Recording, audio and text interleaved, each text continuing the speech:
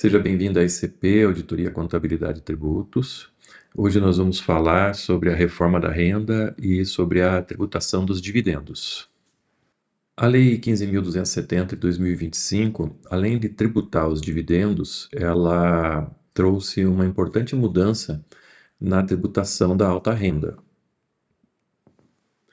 Então, falando sobre tributação de dividendos. A Lei 15.270 voltou a tributar dividendos no Brasil. A partir dela, toda distribuição de dividendos realizada para pessoa física acima de R$ 50.000 mensais será tributada em 10%, como retenção do imposto de renda na fonte. O importante aqui é frisar que, se você fizer uma distribuição de R$ 50.000, você não sofre retenção na fonte. Mas se você fizer uma distribuição de R$ 51.000, você sofrerá 10% de retenção sobre os 51.000 e não só sobre o que exceder a 50.000. Também é importante considerar que essa retenção é por fonte pagadora. Ou seja, se você recebe 50.000 de um determinado CNPJ e 50.000 de outro, nenhum deles fará a retenção na fonte dos 10%. Mas esses rendimentos deverão ser levados à tributação na sua declaração do imposto de renda de pessoa física do ano seguinte. Cabe salientar que a distribuição de dividendos para outras pessoas jurídicas permanece isenta. Neste sentido, vale a pena estudar a constituição de uma holding como sócia da pessoa jurídica, a fim de que aquelas distribuições destinadas a investimento ou a acúmulo de patrimônio se deem na pessoa jurídica da holding, evitando assim essa tributação de 10%. Os lucros acumulados até o ano de 2025 estão isentos dessa tributação, desde que tenha ocorrido a deliberação e o registro da ata deliberando a distribuição desses dividendos. Esses dividendos acumulados até o ano de 2025 poderão ser pagos efetivamente até dezembro de 2028. Ainda sobre a estratégia de utilizar holding como escudo fiscal, como já falamos, a distribuição entre pessoas jurídicas permanece isenta da tributação. Esta nova tributação ocorrerá somente de valores que efetivamente chegarem ao CPF.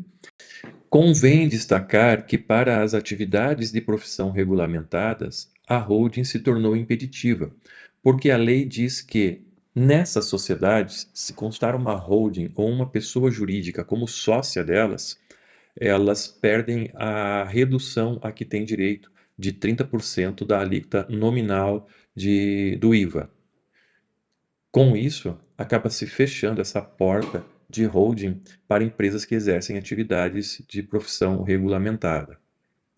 Muito se tem falado sobre colocar filhos, esposa, parentes como sócios da empresa, apenas para distribuir dividendos para essas pessoas, a fim de que você possa garantir um valor um pouco maior de isenção. Ocorre que, quando você faz isso, você sujeita esse seu parente aos riscos do negócio, além do risco da intervenção deles na gestão e na administração da sua empresa. Nesse sentido, é muito mais vantajoso a opção de fazer usufruto das ações e não admitindo eles como sócio da empresa, porque, com a cláusula de usufruto, esta pessoa que não é sócia tem direito aos frutos da sociedade e, assim, poderia também desfrutar de uma distribuição de dividendos isentas até os R$ 50.000. Avançando ainda sobre a tributação mínima anual, o que a Lei 15.270 inova? Ela institui uma tributação mínima para alta renda. Então, aquela isenção de R$ 600.000, ela não engloba somente os dividendos. Os R$ 600.000 de isenção representam a soma de salários, aposentadorias, prolabore, aluguéis, dividendos recebidos no ano, nacionais ou do exterior, e os rendimentos de aplicações financeiras, inclusive os rendimentos tributados exclusivamente na fonte. Então, nós vamos somar tudo isso nessa base de cálculo, e se o valor for inferior a R$ 600.000, você fica isento desse imposto de renda mínimo. Se a soma desses valores ultrapassar a R$ 600.000, você começa a ser tributado de forma escalonada até chegar a 1.200.000. E a partir de 1.200.000, essa tributação será de 10%. A regra para se achar esta alíquota intermediária entre os 600.000 e o 1.200.000 é pegar o valor do seu rendimento anual, dividir por 60.000 e retirar 10. O número que sobra é a alíquota que você estará sendo tributado na sua declaração do imposto de renda. Ainda convém salientar de que não entrará na base de cálculo deste rendimento as isenções legais, como rendimentos de LCI, LCA, CRI, CRA, fundos de investimento imobiliário e FIAGRO. Também as indenizações por acidentes, ganhos de capital, como venda de imóveis, heranças e doações tributadas pelo ITCMD, bem como as distribuições de lucros de 2025 para trás, permanecem isentas e não entram na base de cálculo dessa apuração.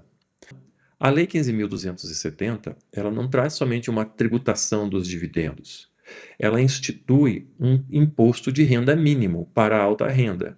Ou seja, independente das deduções que você venha a ter com pagamentos de pensão, despesas médicas, de instrução, se a sua renda composta pelos valores que entram na base de cálculo exceder aos 600.000 reais, você começará a ser tributado por essa nova sistemática de imposto de renda de pessoa física mínimo.